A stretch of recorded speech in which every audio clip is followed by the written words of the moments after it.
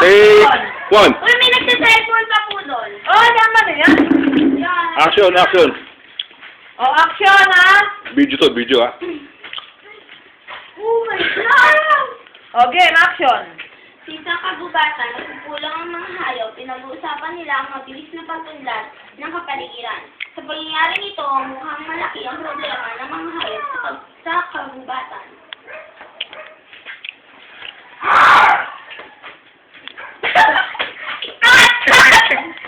Ano ka? Pulong kayo, Bino! Oo, saan ka pumunta? Oh. Lama, Bino! Harap, Asher doon! Harap kayo! Oh, game, game. Harap! Just pass ko yan to eh. Oh. Ah, simula na ba? Oh, game, game na. Oh, sige. Leon na, Leon. Ikaw na! Oh, kasama ba? Ikaw, Susan. Nagpatawag ako ng puno ka nagkailangan malaman ng lahat na buligro na ang lagay ng mga kagubatan. Oo nga, dahil sa mga tao, maaaring maubos na ang kagubatan sa Pilipinas. Dahil sa mabilis na pag-unlad ng sibilisasyon, pati ang ating mga paninirahan ay lagay ko hindi. Hindi na delikado ang ating buhay. Ngayong panahon. Dahil inaayos at sinisimentuhan ang ating mga kagubatan. Mahusay tayong namumuhay noon. Pero ngayon, baka dumating ang araw. Wala na rin akong lupang sasakahin. Kaya dapat natin pag-usapan ng mabuti ang problema ito. Tukdulan na ang kahirapan nating kinakaharap. Kailangan na nating mag-isip ng epektibong paraan upang maresolba ang problemang ito. Tama si Abby. Dapat natin ang suliranin ito ng makikita.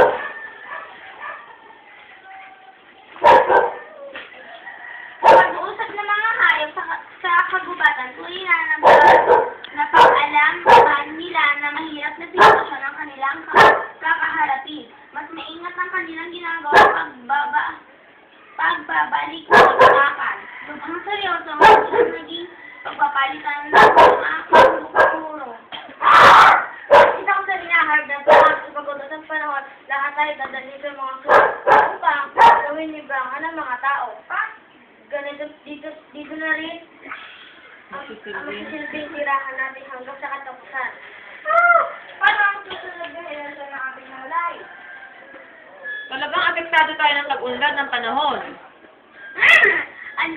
Ano ang ating gagawin? Hintayin ba na lang natin na maubos ang tirahan natin, ay, ang kagubatan Ang ating... na ating tinitirahan? Hindi ako mapapalas! Malamang gawin na ating gagawin ang maghintay sa mga magaganap pa. Kapwa na tigilan sina Waribang alam na niyan ang magaganap sa darating na panahon. Huwag tayo maghinapis mga kasama. Malalagpasan natin ang pagsubok na ito. Oo, mga kasama. Sa nangyari dito ito muna na ang ating panahon. O tapos, pagkatapos niyan, maghahawak-hawak kayo. Ano ba? Hawak-hawak kamay. Sabay-sabay. Ganon. Wow. Okay, ganon ha. Parang may ending kayo. Kasi maganda mag-ending. Hawak-hawak kayo. Right, di mo naman try. Hindi, ganon tayo eh. 1, 2, 3. O yan, bibilang kayo 1, 2, 3 ha. Ako. O ganon. Di ba sabi sa lahat yun? Hindi, di ba sabi, kapwa tigilan sila kapwa. Pwede rin gagawin nyo. Pila kayo, di siyempre nakamaskara kayo. Hindi rin ang makasama kung sino kayo. Tatanggalin nyo. Ako po si Agila. Ako po yung si Carabao.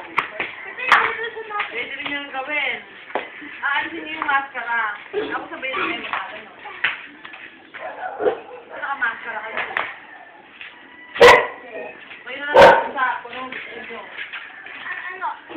Oo, magpapakilala kayo. Ako po si Agila. Ako po si Elefante. Hindi, yung narito dapat magsasabi. Si Pwede Agila. rin si ano. Narito. Oo, pwede ikaw rin. Si Agila. Agila. Isa.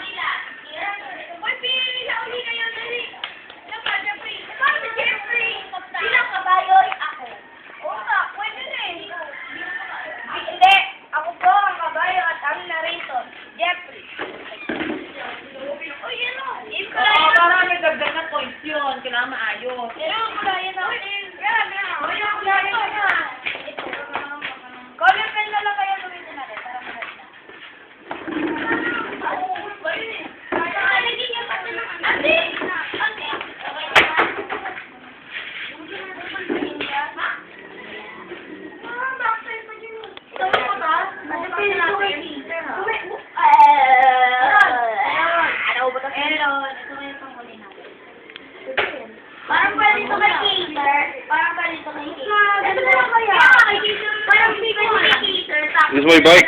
Flat. Kaya lang ang dumi natin. Hindi ako nga. Gawa tayo bago. Bilis. Center net. Liquid balik. Mas maganda naman ito. Kung kapayagan sila. Uy, ano? Magbabatang puno. Uy, naman sila. Uy, naman sila. Anyway, pag nag-perform tayo, don't forget our mask. May ako, di, ang mask mo eh. Wait lang. Ito na lang. Errol, ito na lang kunin mo na. Errol, ito na lang itong kunin natin. Pati yung antique? Daki na lang ito. Errol, wala. Ano po? Sige, Golo. Basta may kulay ng konti, okay lang. Kasi ano naman yun. Color pencil na lang. Ano ba? Ano